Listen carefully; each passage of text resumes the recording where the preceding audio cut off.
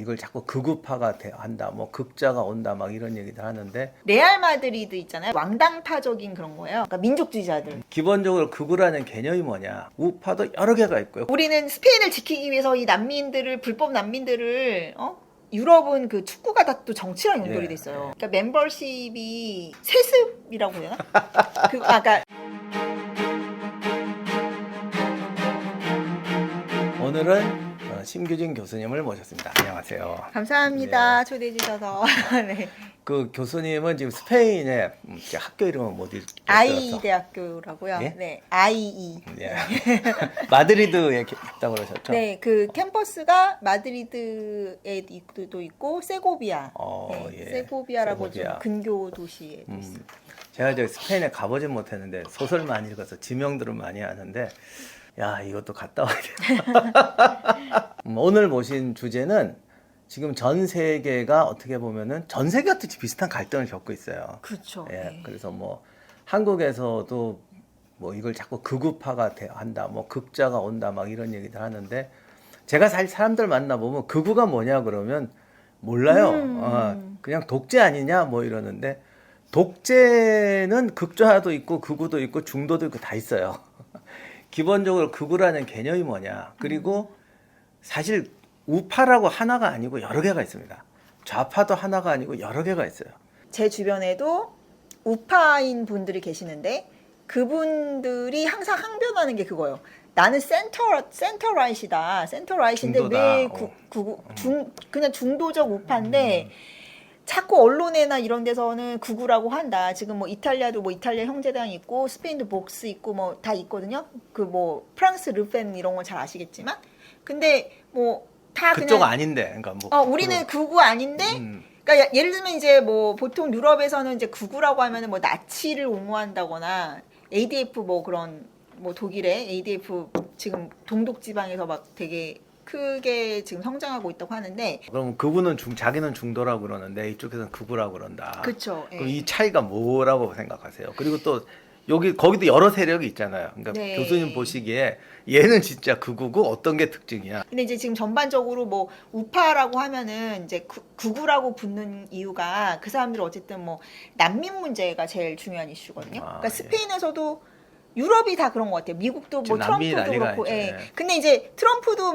극우라고 막 그렇게 레이블을 하잖아요. 근데 그 극우라고 레이블을 하는 그 근저의 이유는 뭐냐면 일단 뭐 LGBTQ 이런 다양성을 인정하지 않는다라는 면에서 뭔가 배제적이고 배타적이라는 그런 이미지가 있으니까 피스 문화랑 싸우겠다 피스 선언을 문화랑 했으니까. 싸운다고 하니까 극아니야라고 생각하는 거가 있고 반난민 뭐 반이민 한다고 하니까 이거 배제하는 거 아니야 인종주의 뭐 차별 아니야 해서 극이 또 붙는데 주로 이제 그게 극자라는 거죠. 극자를 붙이는 기준. 극자를 붙이는 기준이 이게 그런 학술적인 것 같아요. 기준은 없어요, 예. 사실. 예. 스페인도 지금 제일 문제가 뭐냐면 그 남부 지역으로 해가지고 그 모로코 그쪽의 난민들, 그러니까 북아프리카 난민들이 불법적으로 많이 들어온 사람들이 많아요. 그래서 굉장히 이제 그 뭐 마드리드에도 보면은 약간 좀 외곽 쪽으로 나가거나 남부 쪽으로 가면은 상당히 그 아프리카계 그런 이민자들이라든지 뭐 그런 사람들이 많이 있어요. 스페인이 가깝잖아요, 또 아프리카 굉장히 건너오게. 가까워요. 근데 그거에 대해서 이제 또 지금 우파 바람이 부는 게, 그러니까 그 서방 세계에서 말하는 그 극우 바람이 부는 거는 그 이슈 때문인 거죠. 그 난민 복스라는 이슈요? 데는 이제 난민.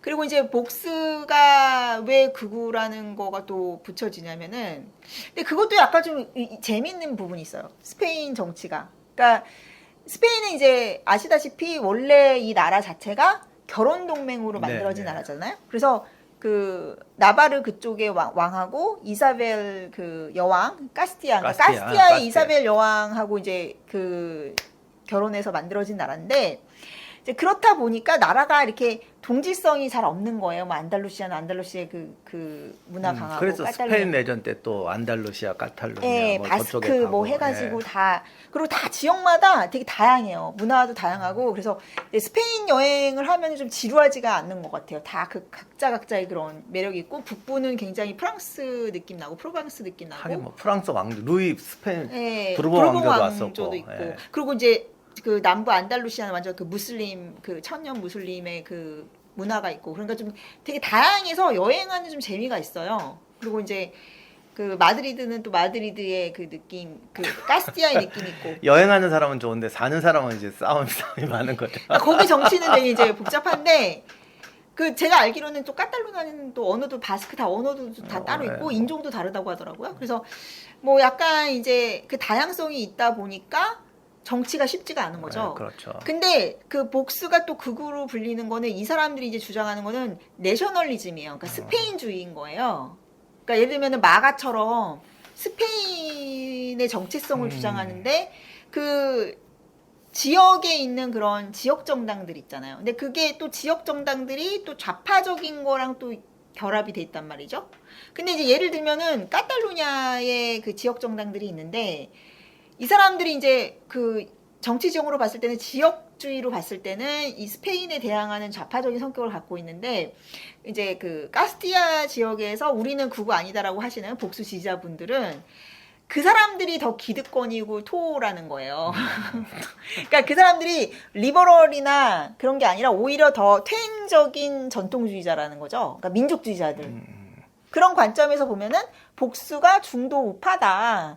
그리고 오히려 그쪽에 있는 당들이 그 지역 토호들이랑 결합돼가지고, 그러니까 말하자면 이제 지역 토호 정치와 그런 좌파적인 게 좀 결합된 그런 식으로 돼 있기 되게 뭐가 다양해요. 그래서 그 복수당이 최근에 이제 약진을 한 거는 원래 극우당으로 되게 그 따로 중도 우파 정당이 있었는데 이제 복수가 더 선명한 반난민 이런 좀 센 확실한 우파 노선을 하면서 부상을 한 거예요. 트럼프처럼. 그래서 그 당을 이렇게 좀 보니까 이제 젊은 층들한테도 좀 인기를 얻고 있고 이제 좀 좀 좌파 성향의 정권을 지지했다가 이제 돌아선 사람들한테도 지지를 얻고 있는 것은 이제 그 하도 이제 스페인 시끄럽잖아요. 막 민족주의 이런 정당들 때문에. 우리하고 그러니까 좀 다른 게 지역주의가 네. 한국하고는 비교할 바가 아니에요. 거기는 아예 거기는 진짜 역사 문화적으로 오래됐고 완전 인종도 달라요. 다르고 예. 전쟁도 겪었고 내전도 겪었고. 내전도 겪었고. 그래서 솔직히 말하면 저는 막 우리나라도 어쨌든 뭐 군사 정권을 겪었잖아요. 근데 그리고 사실 스페인 내전하고 얘는 비교할 수가 없어요. 비교할 그리고 수가 이게 없죠. 우리나라도 지역 감정 있잖아요. 비교할 수가 없어요. 비교할 그러니까 수가 없죠. 이 스페인이나 이런 데의 그 역사의 굴곡이나 그런 뭐 상처 이런 거는 감히 말할 수도 없는. 그러니까 예를 들면은 이제 우리나라는 그런 건 있잖아요. 뭐 막 친척들끼리 죽이고 그런 건 없었잖아요. 근데 아니요, 우리도 조금 있었죠. 6.25 때. 6.25 때는 있었는데 있었겠다. 뭐 아무튼 우리보다 기니까 시간이 길고 훨씬 예, 잔인했으니까. 시간이 길으니까 스페인 내전은 굉장한 상처를 남겨가지고 막 사촌들끼리 서로 막 네, 죽이고 그랬다고 네. 하더라고요. 그래서 그 스페인 내전이나 프랑코가 약간의 볼트모트처럼 금기된 그런 게 있고, 그리고 이제 근데 사실은 이제 카스티아가 그 우파의 본산지기 때문에 대체적으로는 그러니까 그 재밌는 게 뭐냐면 그 유럽은 그 축구가 다 또 정치랑 연결이 돼 있어요. 정치랑 연결돼 있다고요? 예, 축구가. 그건 또 몰랐네. 그러니까 우리나라는 사실 뭐 스페인 축구 LG 팬들 좋아하고 많은데, 요즘에. 뭐 예. 우리나라니까 뭐 롯데 자이언츠 뭐 혜태 타이거즈 옛날에 뭐 기아 이런 거 지역은 있지만 정치랑 또 연결된 게 뭐냐면은 레알 마드리드 있잖아요. 레알 마드리드가 상징하는 거는 왕당파적인 그런 거예요. 그러니까 그 스페인 카스티아의 뭘까 토박이? 그러니까 토박이의 터줏대감. 그러니까 예를 들어서 레알 마드리드를 좋아하는 마드리드 사람은 그 스페인을 이제 프로 스페인이고 이제 프랑코가 그러니까 박정희처럼 잘했다. 이렇게 우리도 보수들이 뭐 박정희를 인정하잖아요. 뭐 산업화나 이런 거에 기틀을 닦은 그런 가치관을 담고 있어요. 그래서 그런 사람들이 이제 레알 이제 토박이면서 이 프랑코 체제를 좀 인정하는 그런 보수라고 좀 보시면 돼.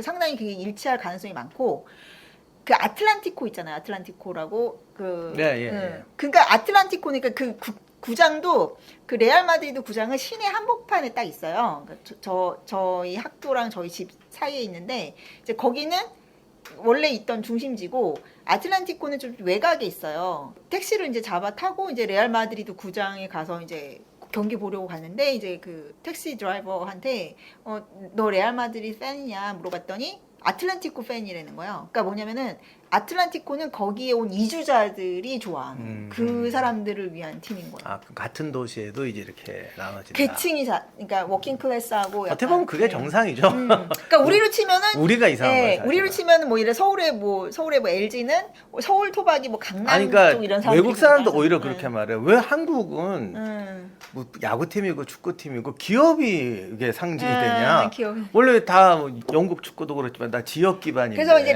레알 마드리드는 그러니까 멤버십이 그게 그 되게 한정돼 있고 그거를 이렇게 그 세습이라고 해야 되나? 그러니까 상속을 해요. 그래가지고 제가 아는 교수님은 이제 이분은 이 마드리드 출신이고 아버지가 이제 레알 마드리드 멤버십이 있고 가족 멤버십이 있어요. 그러면 그 가족들이 계속 또 아들한테 물려주고 하는 거예요. 물려주면 뭐 하나 붙여주나요? 네. 뭐, 빨간 줄 한 줄 두 줄 막 이렇게 그러니까 붙여주나? 약간 그게 이제 그 맨하탄에서 유태인들이 오페라 멤버십으로 이렇게 사교하고 이런 거랑 비슷하게 그런 문화가 있더라고요. 골프장 회원권 그런 자기들만의 이너 서클이 있는 거죠. 그러니까 이게 도시 이민자들이나 이런 사람들이 이게 아틀란티코는 뭔가 이렇게 도전자 이미지 뭐 그런 게 있더라고요. 그래서 아 이게 다 그런 스토리나 이런 게 있구나 그런 거를 제가 느꼈고 그래가지고 좀 이제 그분들은 우리가 왜 구구냐 좀 서러운 거예요. 우리가 스페인을 이렇게 만들었는데 그리고 우리는 스페인을 지키기 위해서 이 난민들을 불법 난민들을 추방하든지 받지 말라고 하는 건데 왜 우리가 구구냐. 근데 이 난민 문제는 이제 모든 유럽의 각국이 앓고 있는 문제라서 유럽이 전반적으로 우파 성향이 되고 소위 말하는 뭐 구가 득세하고 이거의 가장 큰 이유인 것 같아요. 그러니까 한국은 어쨌든 우리는 난민 이슈가 그렇게 크질 않으니까. 우리는 이제 그 난민 이슈도 없고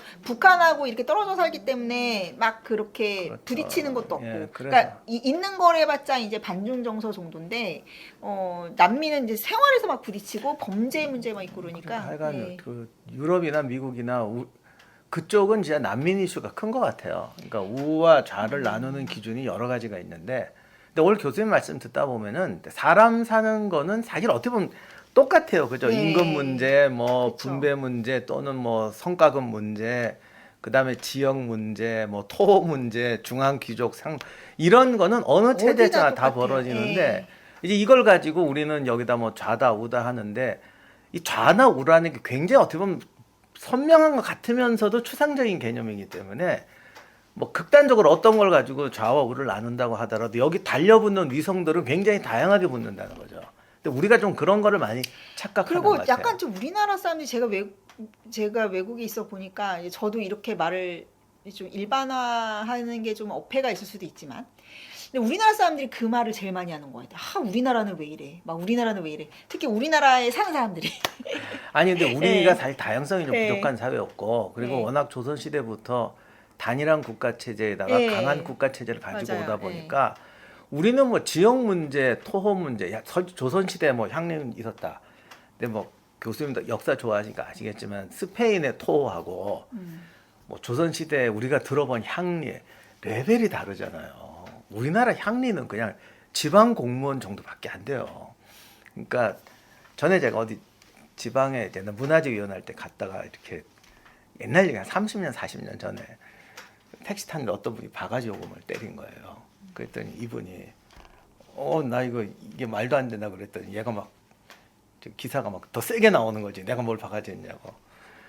그래서 이분이 뭐 사촌형인가가 시청 공무원이었대요. 전화했는데 그분이 또 운수과였대네. 그래서 딱 왔더니 그냥 큰절하면서 잘못했습니다. 저도요. 제가 기자 생활을 청주에서 했거든요. 청주 방송 그 CJB 청주 방송이라고. 근데 그래서 제가 지역 사회를 잘 알아요.